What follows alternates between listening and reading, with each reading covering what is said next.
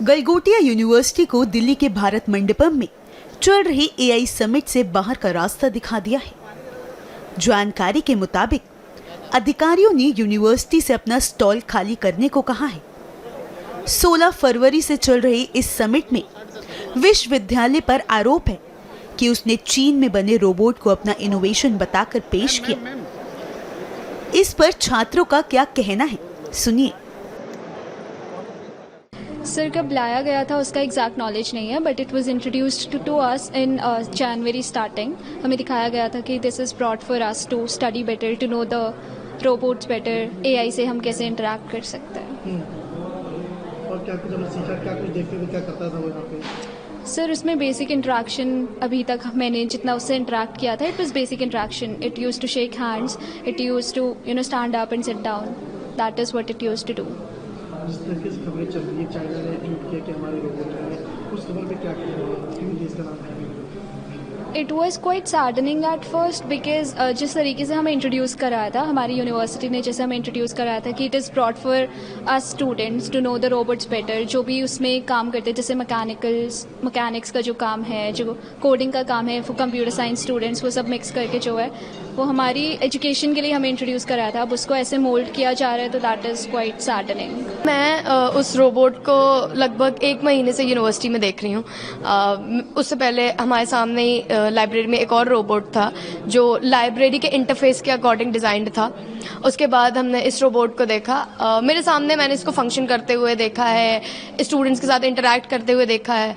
And इसका major purpose इस robot का यूनिवर्सिटी में लाने का यही था कि एआई और ह्यूमन का इंटरैक्शन जो बच्चे आगे जाके बनाएंगे या बना रहे भी, जिस पे काम भी कर रहे हैं, उसका एक प्री बिल्ड वर्जन, प्रोटोटाइप अपने आंखों के सामने देख सकेंगे। So they have a structure in their mind, उनके दिमाग में एक स्ट्रक्चर रहेगा, एक बिल्डअप रहेगा। So that was like the major purpose उस रोबोट का। खबरें चल रही है वो इस तरीके से पेश किए गए, उसको आप कैसे क्या कहें?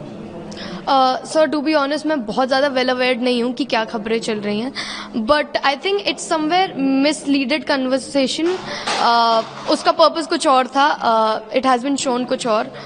तो yeah I know Neha ma'am on personal basis as well, and I don't think so she would have meant it. So yeah वो रोबोट हमने किसी फॉरेन ब्रांड से वी बॉट इट, ताकि हम यूनिवर्सिटी में उसको as an educational prototype students को introduce करवा पाएँ, और ताकि हम उसके बारे में काफ़ी चीज़ें सीखें।